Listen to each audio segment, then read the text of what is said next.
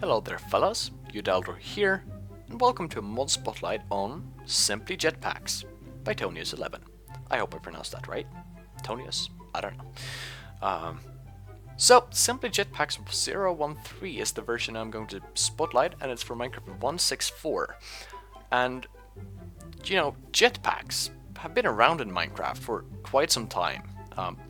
Well, items that allow you to fly have been around in Minecraft for quite some time. But the thing is, a lot of people find flight really OP, and I remember with Gravisuit and all these other add-ons and stuff, the old mods there, they're still around, but people don't use them as much anymore.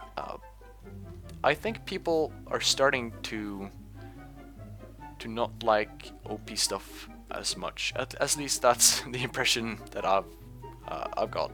But Simply Jetpacks is an amazing mod. I wouldn't call it OP at all. It's really balanced and stuff. It's an add-on for thermal expansion actually. So you do need CoFH core and thermal expansion installed to use this mod, and Forge of course. But yeah, it is a really awesome mod, and the concept is really simple. The name, Simply Jetpacks, kind of already tells you that, but it is really amazing. And we'll start taking a look at what this is all about right now. So, if you've ever played with thermal expansion before, you know that there are tiers. We have Leadstone as tier 1, we have Hardened stuff as tier 2, Redstone stuff as tier 3, and Resonant stuff as tier 4. And what the mod author has done, he's implemented that tier system into this mod, so it kind of goes with the flow. It goes with the rules of thermal expansion, right? It's not completely different. It really feels like a nice addition to thermal expansion, and he's implemented that system, that tier system, into his own mod, and therefore the first jetpack that you would make would be the Leadstone Jetpack. And I should mention that there, of course, are different tiers of jetpacks, and we'll start taking a look at the Leadstone one. So to make this jetpack, you're going to need some item ducts.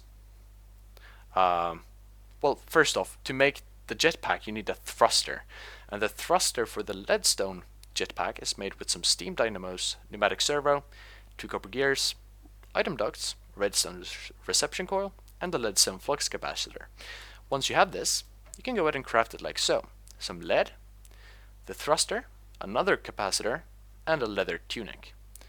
And you see some info right here. So we can see that you can charge it up, and the maximum capacity is 25,000 RF, which isn't a lot. Isn't a lot at all actually.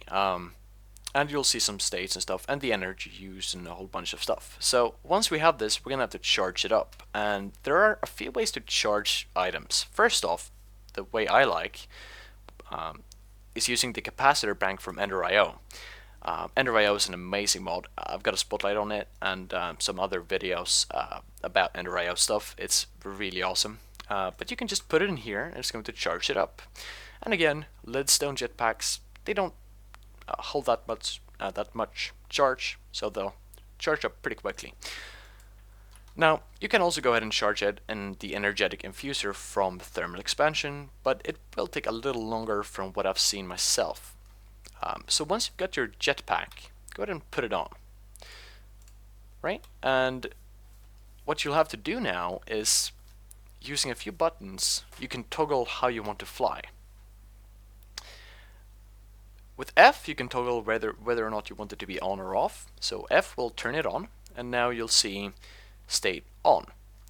You also have an option for hover mode, which you can toggle with C.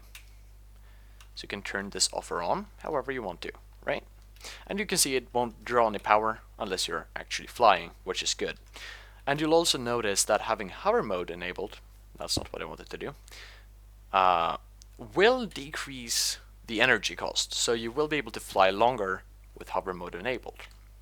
Right, so let's jump up in the air, and we'll see that we're flying. It doesn't go that smooth, you fall pretty quickly, and you do take fall damage still, which is not that good, right?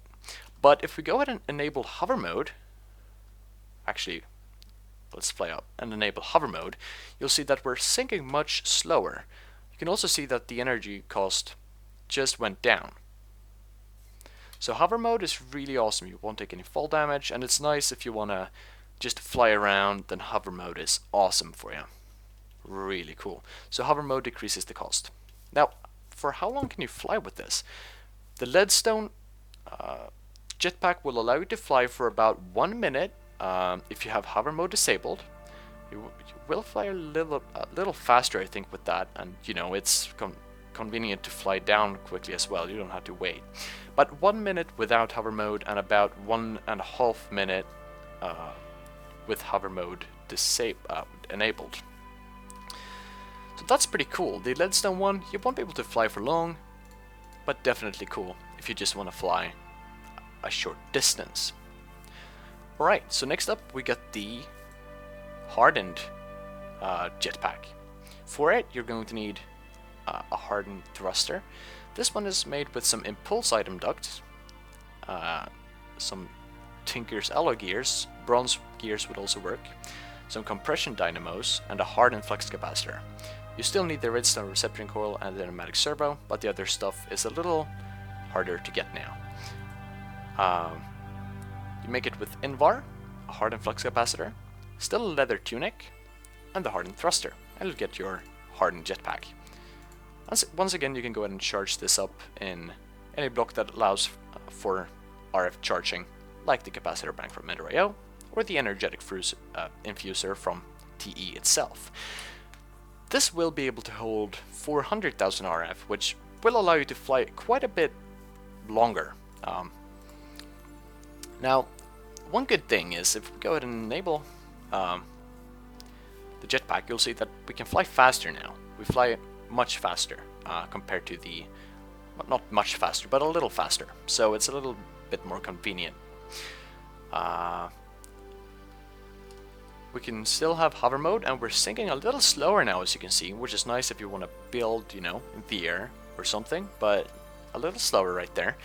And the energy use lies around 75 RF per tick with hover mode disabled, and around 50 with it enabled. So it does draw a bit more power, since, you know, you get better flying features. But then again, it can hold a lot more. So you can fly up to 4.5 minutes without hover mode, and up to 6.5 minutes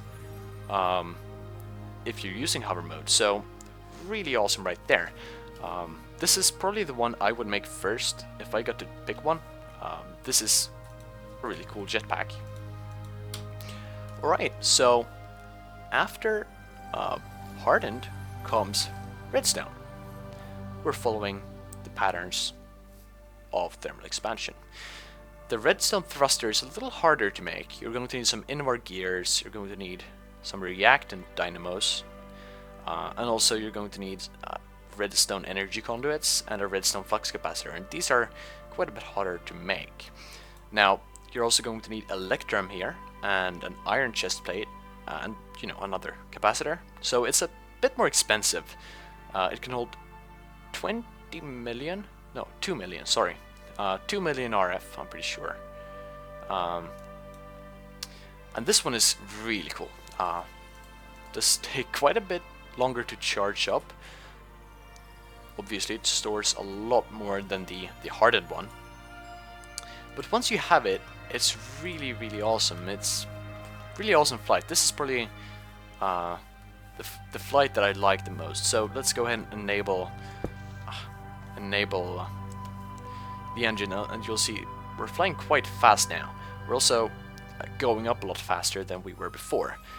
So this is significantly faster than the Hardened and Leadstone Jetpack. A really awesome one right there. To also note, if you sprint and then start flying, you'll actually fly faster. I'm not sure if that's intended or not, but that's something you can do. This one draws about, let's see here, 150 RF per tick, and with hover mode, you're sinking really slowly. Take a look at this. This is really slow, and it uses 100. And this is really awesome. So let's say we're over here now and we want to build. It's really awesome to have this hover mode because you can still, you know, go up a little once in a while, but it's really awesome for building in the air. And one thing to note, you don't always go down this slow. You can hold shift to go down faster. So shift will allow you to descend faster than with, you know, just hover mode enabled because it's really slow. But yeah, 11 minutes flight with this one, and up to 16.5 minutes with hover mode enabled.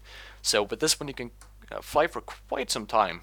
If you have some nice power production, this is probably the way to go. Really awesome jetpack right there. Obviously, it's a little bit more expensive, but it's quite cool. And finally, the last tier is the Resonant jetpack, and this one requires some redstone energy conduits, electrum gears, magmatic dynamos, and the resonant flux capacitor, which requires some enderium, and this one is quite a bit more expensive, a lot more expensive. Now, for this one you also need some more enderium, another resonant flux capacitor, so even more enderium, and also some Invar armor, not iron. This is Invar. They look quite a bit alike, but yeah, it's an Invar. And this one can hold 10 million RF, so that's a lot of power. It's going to take quite some time to charge this up, but if you're using Ender IO, I'm pretty sure what you can do is, actually let's see, how fast is it in here? I'm not sure if this is faster or slower. This is definitely faster, but you can have more capacitor banks and speed the process up, so I'm not sure. Do whatever you want to, but it does take quite some time to charge up, whichever one you use. Alright, so what's special about this one? Let's fly into the air and you'll see that this is almost like creative flight. We can fly really, you know, it's really easy to fly. You can go up real fast, you can go down real fast. It's really awesome, but this one does draw a lot of power. It draws 400 RF per tick, and that is a lot to fly. With hover mode enabled, you pretty much stand still in the air. You descend so slowly, and again you can hold shift to go down faster, but damn, this one is amazing for building in the air. As you can see, we're not going down very fast at all. You'll be able to build a house and you will still be almost in the same place. Kind of. Right, so that's this one. You can fly for 21 minutes, so that's quite a lot longer than the other ones, and up to 30 minutes, so half an hour flight with hover mode.